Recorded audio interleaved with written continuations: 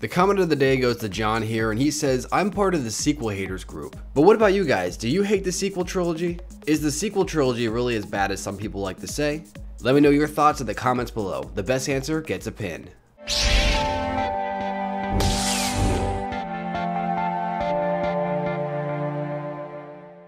What's up, NS soldiers? I'm the Alliance, and today I want to introduce you guys to something called a fan-created net theory. Now, for the majority of you, chances are you already know what this is because I've been doing it for a while, but for the newer subs, I feel like I should just kind of elaborate on what it is. So every couple of weeks, I upload a new fan-created net theory, and in the comment section, I essentially begin a story, and then I let the fans create the story and continue it, and sometimes it gets really ridiculous. So this is supposed to be a fun exercise for all the fans to kind of get together and just have fun. So if you're new to the channel and you enjoy this video, please remember to like, subscribe, and turn notifications for more Star Wars content. Now with that said and out of the way, enjoy.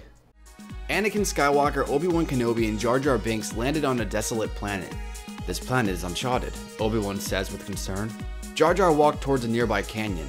He couldn't believe his eyes. Staring the Gungan in the face was a clone of himself. But the clone had a higher pitched voice, and he said, "It's a me, Jar Jar." Jar Jar was stunned as he yelled for Obi-Wan and Anakin. "What is it, Jar Jar?" Obi-Wan questioned as he approached the Gungan. "It's a Darth Jar Jar," Jar Jar answers. Both Jedi immediately wield their lightsabers. The Dark Jar Jar then shot black lightning at them. It was so powerful it overwhelmed the Jedi and sent them hurling back a few feet. The evil Jar Jar then built a Death Star with his bare hands, somehow, and destroys Coruscant. "Misa kill Annie!" the Gungan Sith Lord screamed. While Coruscant was destroyed, Yoda, Mace Windu, Plo Koon, and Ki-Adi-Mundi were off on a mission off-world, so they survived. Oh, and Kit Fisto survived as well, but the rest of the council perished with Coruscant. Darth Jar Jar then activates his ruby red lightsaber and does a high-flying flip over the two limp bodies. So I guess that means Obi-Wan and Anakin were killed by the lightning then, I think.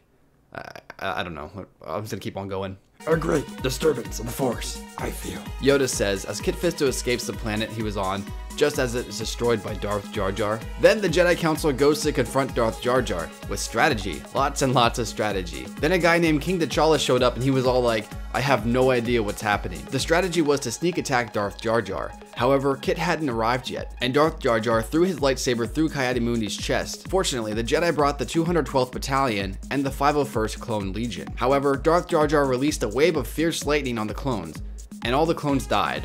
Then, Jar Jar went to Coruscant, which I guess isn't blown up anymore? I don't know. Then, Dooku landed with Grievous and an army of droids, just as more clones arrived. So I guess Yoda's just like, "Since the Senate is dead, name this planet to Yodaland. I shall." So the Battle of Yodaland began, and it lasted 1,000 years apparently. Oh my gosh, this is great. This is A+ stuff here. However, it was revealed that Yoda was Darth Jar Jar's secret apprentice, and he slayed all the Jedi, Dooku, and Grievous. But suddenly, a giant squid appeared, I think. I guess. I don't I don't Oh my lord. And Kit Fisto showed up and killed the Yoda clone, and apparently Mace and the real Yoda were still alive, so that's a good thing. Then, Net came. Oh wait, like me? Like I'm in the story now? Oh gosh. But it turns out the giant squid was actually Darth Jar Jar's master, Darth Squid. He was ashamed that Darth Jar Jar was breaking the rule of two, so he killed Darth Jar Jar with ink lightning. Ink lightning. I guess apparently only squids have that ability. But then, Jar Jar made 100 clones of himself, I guess right before he died, and all the clones pulled out their lightsabers and began to attack Darth Squid. But he survives and kills all the clones, and the only survivors of the battle was Rex, Wolf, Cody, Kit Fisto, and Mace Windu. Well, what happened to the real Yoda? And they escape Yodaland just as Darth Squid blows it up. Okay, so Yodaland's gone, and yeah. On Tatooine, Ahsoka Tano and Asajj Ventress fought for quite some time, but before they could finish their battle, a speeder came in between them. Then, the driver stepped off the speeder. It turns out, the driver was Count Dooku. He was there to help Ventress. Ahsoka, seeing as though she had no way to defeat both of them, she planned to run to the Mos Eisley Cantina. However, she was saved by Jedi Master Sifo Dyas, who managed to kill Ventress. And then, he told Ahsoka she was adopted. Wait, why? Okay, and And she was so shocked about being adopted, she apparently started a communist revolution for some reason. Wow, this is getting interesting right off the start. Let's go. She then summoned Darth John Lennon from the grave to help her destroy the Republic hypocrites. Then Darth Jar Jar came to her. Why is Darth Jar Jar always in my fan-created net theories? You guys love this character, I guess. He must be that great of a character. So that's good. Darth Jar Jar said he wanted to join the communist revolution, and then he revealed a super secret. A secret so secret that on a scale from 1 to super, it was super secret. It turns out Darth Jar Jar is Ahsoka's real father. Dun dun dun. On the flip side, Dooku and Grievous had a tea party. However, Grievous was a robot and thus cannot drink, so he killed Dooku and went to the bar. Grievous then attempted to buy some death sticks, but instead he coughed and died. Well, that's unfortunate. So back with the communists, Kit Fisto arrived and killed Darth Jar Jar and became invincible to all other commenters. I'm serious, the comment says it right there. See? Yeah, so if it says it in the comments, then it must be true. Then, the Yuzang Vong arrived in a cannon, but luckily, Anakin arrived and saved all the sand. I guess Anakin found peace with the sand and now he saved it. He then collapsed into the sand and started making sand angels, which I guess are like snow angels, but in the sand. So that's good. I'm glad Anakin came to terms with his emotions there. Then a strange figure stepped out, and it started using black lightning. The lightning was so powerful that EA promised to make an awesome game of it. However, they failed and no one ever wanted to play it ever again. Cough cough, Battlefront. And so President Trump was forced to step in and deported everyone. Oh my gosh. So Anakin and his communist allies went to war with the Trump Empire. And while the communists had nuclear bombs, the Trump Empire had their own Trump card. Oh, I get it. For they had sand on their side. Wait a second, I thought Anakin came to good terms with sand. I don't know. I'm just gonna keep on going. Then Kim Jong-un arrived and killed everyone. The end. But wait, it's not the end. Because the Grand Inquisitor showed up and brought everyone back to life. So yay, we're continuing the theory. Yay, I'm practically jittery with excitement. Then Padme hired a banana to assassinate the Inquisitor for some reason. But luckily she realized how stupid that was and ate the banana instead. So that's a good thing. Then Han and Chewie walked in to see Padme eating the banana, and Han said, "Chewie, we're home." Then, all of a sudden, Padme gave birth to Luke and Leia. And years later, Luke and Leia completed their Jedi training. However, Luke turned to the dark side. But Luke's life was abruptly cut short when Boss Nass accidentally sat on him. Oh no, poor Luke. I like how like a lot of these stories set up to be like something big later on in the theory, and then it just gets like abruptly just destroyed by something. It's so good. And apparently this caused Coruscant to blow up. But then it came back through magic of the commenters. However, it was then blown up by the Death Star anyways. Then Kit Fisto showed up and disapproved of the commenters' decision to blow up Coruscant, so he backed up time to before the Death Star destroyed the planet. However, he didn't back up time enough, and it turns out he only backed up time to literally a second before the Death Star fired, and so Coruscant was destroyed for the third time. But wait, Doctor Who then showed up and brought the entire planet back. Then he destroyed the Death Star. Well, there you go. Get rid of the Death Star, Doctor Who. Good job. However, it didn't matter how powerful Doctor Who was, because he was then murdered by Sebulba. And then Net's computer crashed and the theory was over. The end. Just kidding, because then the computer was fixed and it wasn't the end. But then, everyone grew old and died, and thus we finally have the end. Or do we? Yes, we do. But maybe we don't. Just kidding, it is actually the end. The Millennium Falcon came soaring into the Bespin atmosphere. After the ship landed, Han Solo and Chewbacca made their way through Cloud City. They turned down a dark alleyway, where they were met by Darth Jar Jar. What is up with you guys always putting Darth Jar Jar in every single one of these? I want to see a theory where Darth Jar Jar doesn't show up. Darth Jar Jar took out his lightsaber and he was just about to kill them all. But a black hooded figure came, and it turns out the figure in the black hood was actually Count Dooku. and he wanted to start an anger management club.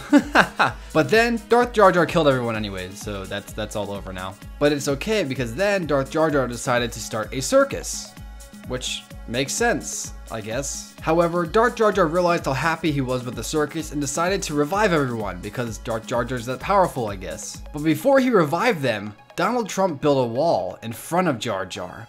Oh no. Then there was a hippo that just kind of started rapping for some reason. And so then Jar Jar decided to make the wall come alive, and it got very, very angry. And then back to the hippo, I guess it started spitting fire, except it wasn't just spitting fire like rap. It was spitting fire literally. And you think that's gonna be continued on? Nope, the hippo just kind of disappears after this. Everyone kind of forgets it in the comments. So back to the wall and Jar Jar. Then the newly angry living wall decided to team up with Darth Jar Jar, and together they went and hung out with Kim Jong-un. Now Kim Jong-un actually brought the Death Star along with him, so that's scary. However, everything was okay because then younglings came and used the Force to stop the Death Star because that's what younglings can do. Plus, they decided to go celebrate at Panda Express afterwards because that's also what younglings do. But suddenly, Net came. But this wasn't no normal Net. This was Communist Net. The Communist Net took up his lightsaber and said, "It's time for a world of communism." And then Starkiller Base warped out of hyperspace and transformed into a giant robotic marlin. Like a fish? Like a big marlin fish is kind of floating? Oh, okay. And so this giant robotic marlin fish decided to fire at the planet, and it killed everybody. However, Kit Fisto managed to fix the Starkiller Base and accidentally made it shoot itself and blew it up. And afterwards, Kit Fisto, feeling so guilty about almost killing himself, decided to ask the ARC Trooper 77 to shoot him, and so Kit Fisto died anyways. Why? Everyone's always killing off Kit Fisto, I don't know why. However, it all turns out that this galaxy was actually just another galaxy, and the real galaxy was still existing. Then Darth Plagueis came and made everyone alive again, even though we're in a different galaxy now. So, I guess we're going back to the galaxy? I don't know. I give up. But then Billy the Marlin, so I guess that big robotic fish Marlin is now named Billy. That makes sense. And so Billy the Marlin appeared and everyone ran for their life. But then Billy flicked his finger and the entire galaxy turned into an eggplant. Okay, makes sense, I guess. And then Billy the Marlin was living on the eggplant, but everyone else was buried inside the eggplant. Then everyone except for Billy the Marlin suffocated to death. The end. However, this guy apparently has the ability of reincarnation, and so he came back to life. However, he didn't want to live, so he removed his power of reincarnation and decided to kill himself. Wow, my fans are like the most creative people ever, but also the darkest, but that's a good mix, I like it. But then, apparently Darth Trump actually survived and summoned his angry wall to come and combat the giant robotic Marlin. So apparently a giant robot fish is fighting a giant angry wall. I'm not against that. I think it's an awesome idea. It's definitely not out there and definitely doesn't make any sense. I think it's great. It's perfect. However, Grievous then shows up and kills Trump, and then the rest of the CIS arrives behind him. But this time, they're communists as well. And so, the Wall and Billy the Marlin team up to destroy the entire dimension, killing off Grievous and all of his CIS. However, they destroy themselves as well. And so, there was nothing. But then, it was revealed. It was all just a dream. A dream dreamt up by Stalin after he discovered a Sith holocron that gave him the power to see things in his dreams. Why? It's so good. And so Captain Rex appeared out of nowhere and shot Donald Trump. So I guess Donald Trump's dead in real life now too, not just in the dream. But then Rex takes off his helmet, and it turns out he was Ned Alliance, and he was watching YouTube videos. Monkeys. Oh no! Oh, it's a butt! A monkey in a butt! Oh, I love monkey in butts. Butt monkeys. Hey! Leia and her brother Luke looked at each other as they heard a noise. What was that? Luke questioned. Then, suddenly, Sebulba attacked them, and Leia farted on Luke's face. It's then Sebulba... Okay, why is that fart? That's not that funny. What? I don't know why Okay, here we go. It's then Sebulba revealed he worked for Palpatine, Plus, he wanted revenge on Anakin for beating him in the pod race years prior. So, he decided to go after his children. However, Luke ate some bad oysters minutes prior, and thus, he died of food poisoning. But luckily, Watto was able to revive him. Oh, that's good. Good job, Watto. And so Leia farted on him too. Why? From there, they settled their differences and went to Five Guys, where they had delicious Tauntaun burgers. You know, actually, I really wonder what a Tauntaun burger would taste like. It'd probably taste like a llama, probably, right? A llama burger or something like that. That's the thing. So, that's pretty good. But then Net Alliance began singing, and everyone died because of his horrible voice. What are you talking about? I'm a great singer. My clones and I always sing. Check this out. Let us die young or let us live forever. We don't have the power, but we never say never. Sitting in a sandpit, life is a short trip. The music's for the sad man. Forever young, I want to be forever young. Forever young, we really want to live forever. Forever, forever, forever. Then, suddenly, an army of goats and sloths attacked. However, the goat army was destroyed by the sloth army, but before the goat army was destroyed, they had created 5 Death Stars and 5 Star Killer bases and glued them all together, because I guess you can do that in the Star Wars universe. And after the Empire of the Goats were defeated, the sloths captured the massive superstructure. Uh-oh, this isn't good. For the incredible Sloth Empire had possession over the biggest, most overkill death machine in the galaxy. But luckily, Darth Squid appeared and he removed his disguise. And it turns out, it was actually a pink squid. However, even that seemed to be a rouge, for he removed that disguise and it turns out he was actually a green squid. But guess what? Even that turned out to be a fake disguise. But then, it finally happened. Darth Squid removed his final disguise, and it was Darth Squidward. Darth Squidward took a Krabby Patty and threw it into the massive super weapon's exhaust port, blowing the colossal weapon to smithereens. With the superpower defeated and the sloths officially beaten, Darth Sidious came out of hiding and asked if anyone wanted to hear the tale of Darth Plagueis the Wise. However, no one listened, and Palpatine just had his feelings hurt. Aw, poor Palpatine. So he used his dark powers to revive Maul. However, he had forgotten that Maul hated him with a passion, so they began to fight. However, Maul was mortally wounded in this fight, and used his time machine to travel back in time to stop himself from fighting Palpatine. Unfortunately, he only traveled back a few seconds, and so he ended up going back in time to the same point where he was mortally wounded anyways. Then Kit Fisto randomly showed up and got killed, and there was a little note here too. For it is tradition for Kit Fisto to die in net fan theories. It's so true. He always dies. That's great. So after Kit died, because he's essentially the Kenny from South Park of my stories, both wounded Mauls, because there's 2 of them now, went back in time to make clones of themselves. Oh gosh. And thus the future was completely altered. A massive army of Mauls enslaved the galaxy, and only one man is strong enough to actually kill Maul twice, and that was Obi-Wan Kenobi. So the Republic had Kenobi cloned, and so a massive army of Kenobis went up against a massive army of Mauls, and thus began the great battle of the Hello There's.